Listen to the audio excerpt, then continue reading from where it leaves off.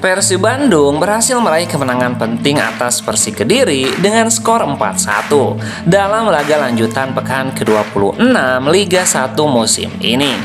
Pelatih kepala Persib Boyan Hodak menyoroti pentingnya peran pengganti dalam pertandingan tersebut, mengingat padatnya jadwal kompetisi yang dijalani timnya saat ini. Boyan menyebutkan bahwa musim ini Persib tidak hanya bergantung pada 11 pemain inti, tetapi membutuhkan kontribusi dari seluruh skuad yang ada dengan jadwal yang ketat dan cedera parah yang dialami beberapa pemain. Rotasi tentunya menjadi hal yang krusial. Tentu saja penting bagi semua pemain untuk tampil bagus, karena kami tidak hanya membutuhkan 11 pemain, tapi 25 pemain.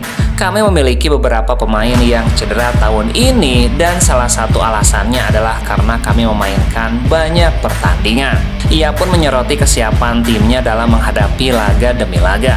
Ia menilai bahwa kondisi fisik dan kebugaran pemain sangat menentukan performa di lapangan, terutama setelah mereka menjalani musim yang cukup melelahkan.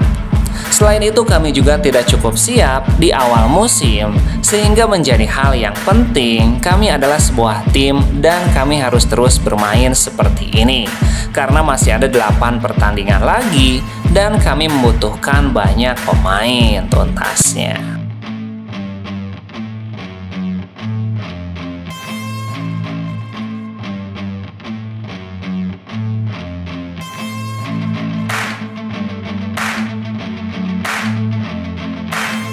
Momen haru terjadi seusai Persib Bandung menggilas Persik Kediri dengan skor 4-1. Saat itu Deddy Kusnandar yang sudah lama absen tiba-tiba turun ke lapangan.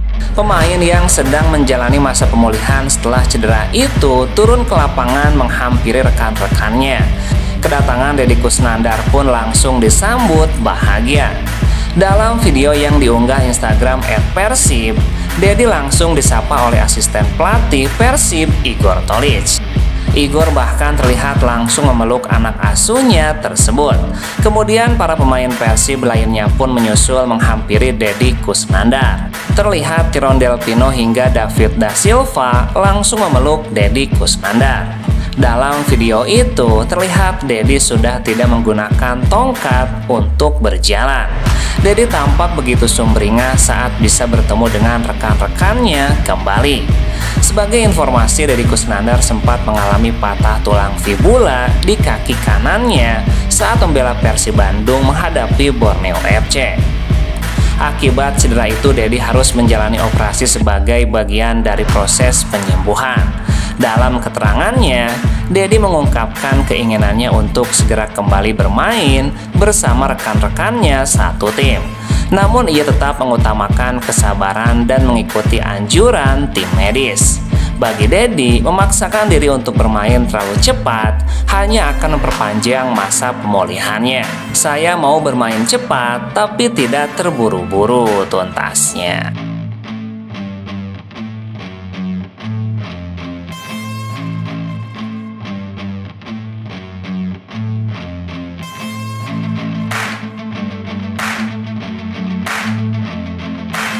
Penyerang sayap Persib Bandung, Rian Kurnia, merasa bersyukur bisa dipercaya tampil sebagai starter dan menjawab kepercayaan sang pelatih dengan mencetak gol dalam kemenangan 4-1 Persib Bandung atas Persik Kediri.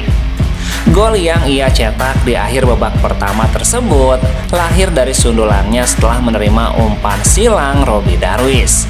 Ini menjadi gol kedua beruntun bagi Rian Kurnia setelah di laga sebelumnya juga mencetak gol ke gawang Persebaya.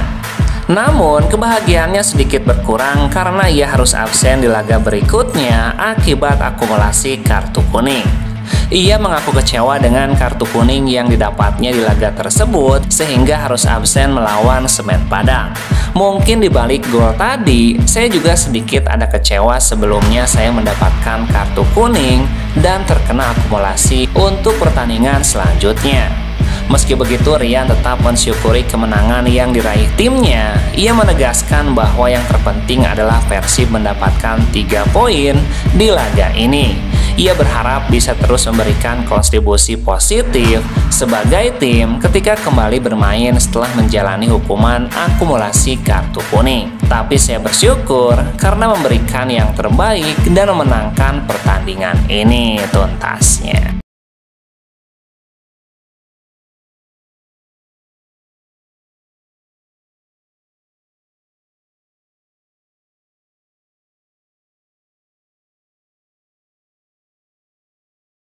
Pelatih kepala Semen Padang, Eduardo Almeida, menyesalkan sanksi yang diberikan Komdis PSSI terhadap Al-Hasan Wakaso.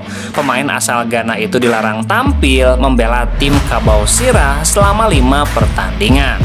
Sanksi itu diberikan setelah Wakaso menerima kartu merah dari wasit Armin Dwi Suryatin dalam laga Semen Padang melawan Persis Solo. Saya melihat pertandingan itu ada pelanggaran yang terasa dipaksakan agar menjadi pelanggaran. Tentu setelah itu ada emosi yang terbawa pemain dan reaksi yang tidak baik, ungkap pelatih Semen Padang Eduardo Almeida. Pada saat itu saya dekat dengan Wakaso, dia mengucapkan kata-kata yang tidak ditujukan kepada wasit, melainkan untuk dirinya sendiri, karena dia marah dianggap melakukan pelanggaran. Eduardo mengaku tidak mempermasalahkan kartu merah yang diberikan Wakaso setelah memukul bola dengan tangannya. Namun ia menyesalkan keputusan Komdis PSSI yang melarang Wakaso tampil selama 5 pertandingan ke depan. Menurutnya keputusan ini merugikan Semen Padang yang tengah berjuang menjauh dari zona degradasi. Jika kartu merah itu hanya diberikan karena meninju bola ke bawah, mungkin saya bisa menerima. Tapi 5 pertandingan larangan tampil bagi Wakaso hanya karena hal tersebut, saya tidak setuju. Di laga selanjutnya, Semen Padang akan menghadapi Persib Bandung. Laga akan digelar di Stadion Haji Agus Salim pada Senin 10 Maret mendatang tuntasnya.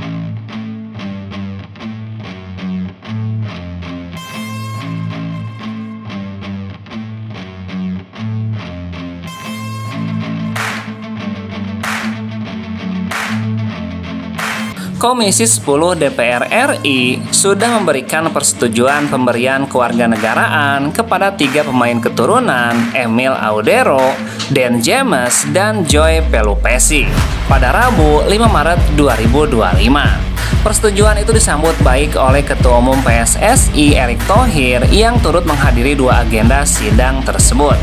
Dalam sidang, Erick mengungkapkan alasan pihaknya mengebut proses naturalisasi ketiga calon pemain timnas Indonesia itu.